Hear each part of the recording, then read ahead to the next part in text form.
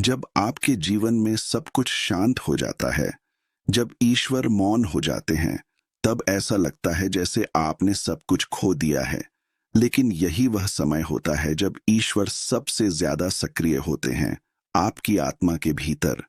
यह भावनात्मक, ध्यान-युक्त प्रवचन आपको ईश्वर के मौन रहस्य से जोड़ता है। इस वीडियो को अंत तक सुनिए। यह आपके भीतर नए विश्वास और प्रेम की लौ जगा देगा। यह प्रवचन परमहंस योगानंद की शिक्षाओं से प्रेरित है। सधु वचनाम, एक आध्यात्मिक श्रृंखला जिसमें हम आत्मा, माया, ध्यान और मोक्ष की गहराई को स्पर्श करते हैं। वीडियो को लाइक करें, कमेंट करें और सब्सक्राइब जरूर करें। जब जीवन में हर दिशा बंद हो जाती है, जब प्रार्थनाएं लौटकर उत्तर नहीं लाती, जब मन रोता है, चिल्लाता है, पर कोई उत्तर नहीं मिलता, तब बहुत से साधक सोचते हैं, क्या ईश्वर ने हमें छोड़ दिया? क्या वह मौन हो गए हैं?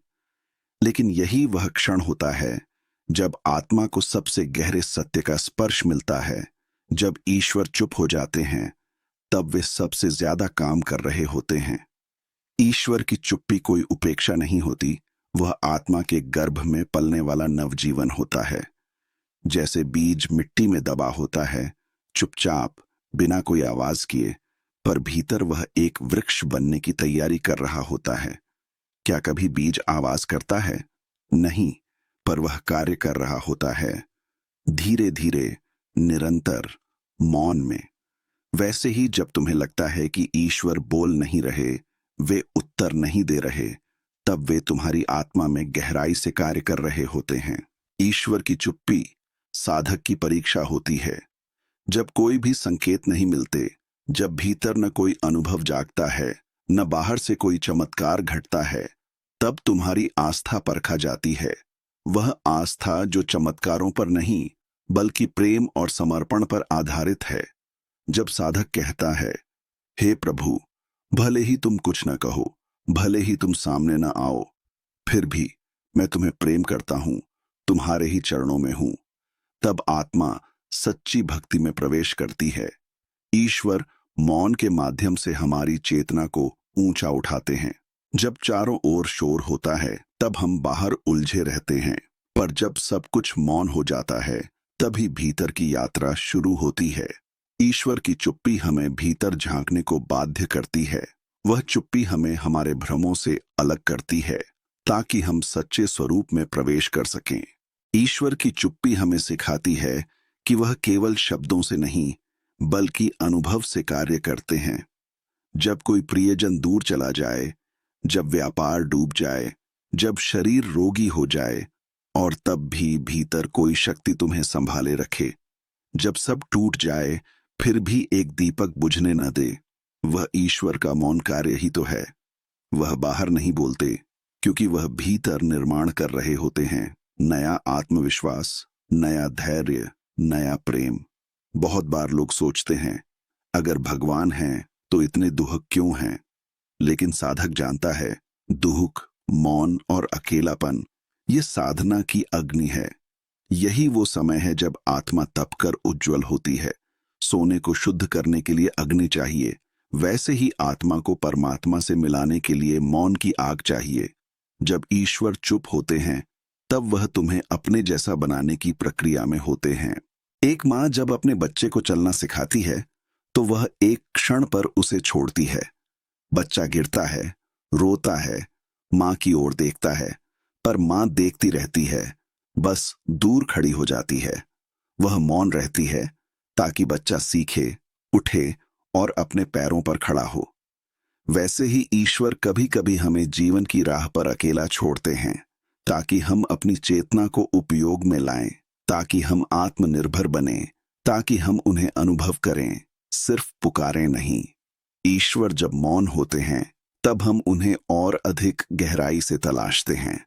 प्रार्थना सिर्फ शब्द नहीं होती, वह आत्मा की पुकार होती है, और यह पुकार मौन के गर्भ से ही जन्म लेती है। जब हम संसार से टूट जाते हैं, तब हम ईश्वर से जुड़ते हैं, और यह जुड़ाव दिखने में शांत पर भीतर से तीव्र होता है। यह उस पहाड़ के समान है जो बाहर से स्थिर दिखता है, पर भीतर ज्वालामुखी की उथल पुथल से भरा होता है। परमहंस योगानंद जी ने कहा था, जब ईश्वर मौन हो जाते हैं तब वे तुम्हारे भीतर उत्तर भेज रहे होते हैं, तुम्हारी आत्मा के माध्यम से। वे शब्द नहीं भेजते, वे चेतना भेजते हैं। तुम्हें ऐसा लगेगा जैसे कोई अदृश्य शक्ति तुम्हारे जीवन को धकेल रही है, कभी एक अवसर की ओर, कभी एक संत से भेंट, कभी एक किताब, कभी एक स्वप्न। यह सब मौन के भीतर से आता है। कई साधकों को यह भ्रम होता है कि ध्यान में अनुभव नहीं हो रहा, इसका मतलब ईश्वर दूर है। लेकिन नहीं, जब अनुभव नहीं होते तभी तो अभ्यास सच्चा होता है। जब तुम्हारा मन तुम्हें कहे कि सब व्यर्थ है और तब भी तुम ध्यान में बैठे रहो, वही सबसे ऊंचा क्षण होता है। जब कोई भाव नहीं उठता पर तुम फिर भी प्रार्थना करते हो, तब ईश्वर के मौन हाथ तुम्हारे सिर पर होते हैं। सच्चे प्रेम की पहचान तब होती है जब कोई प्रतिफल न मिले, जब ईश्वर तुम्हें कुछ न दे फिर भी तुम उन्हें प्रेम करो, तब वह प्रेम तुम्हें उनके करीब ले जाता है। जो मौन में प्रेम कर सके वही आत्मा का प्रिय होता है। संसार दिखावे से भरा है पर ईश्वर मौन से भरे हैं। वे शोर पसंद नहीं करते, वे हृदय की शुद्ध तड़प को सुनते हैं। जीवन में जब तुम्हें लगे कि ईश्वर मौन है, तब घबराना मत। यह मत सोचो कि तुम अकेले हो, यह मत मानो कि उन्होंने तुम्हें छोड़ दिया है। नहीं, उन्होंने तुम्हें चुना है। हाँ, उन्होंने तुम्हें चुना है अपनी मौन साधना के लिए।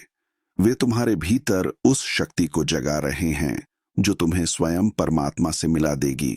ईश्वर की चुप्पी आत्मा के लिए वरदान होती है। यह एक ऐसी शिक्षा है जो शब्दों से परे है।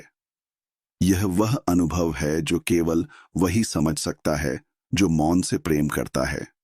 यह चुप्पी तुम्हें संसार से तोड़ती है, लेकिन तुम्हें ईश्वर से जोड़ती है। स्मरण रखो, जब ईश्वर कुछ नहीं कहते तब वे तुम्हारे जीवन की सबसे सुंदर कविता लिख रहे होते हैं। जब वे कोई उत्तर नहीं देते तब वे तुम्हें उत्तर बनने की प्रक्रिया में डाल रहे होते हैं। जब वे पीछे हटते हैं तब वे तुम्हें आगे बढ़ाने की तैयारी कर रहे होते हैं। तो हे साधक, जब अगली बार ईश्वर चुप हो जाए तो उन्हें धन्यवाद दो। यह मत कहो, प्रभु आप कहाँ हैं, बल्कि कहो, प्रभु मैं जानता हूँ आप मौन हैं, क्योंकि आप मेरे भीतर काम कर रहे हैं। मैं प्रतीक्षा करूंगा, मैं आपका साथ दूंगा, मैं इस मौन में भी आपको प्रेम करूंगा।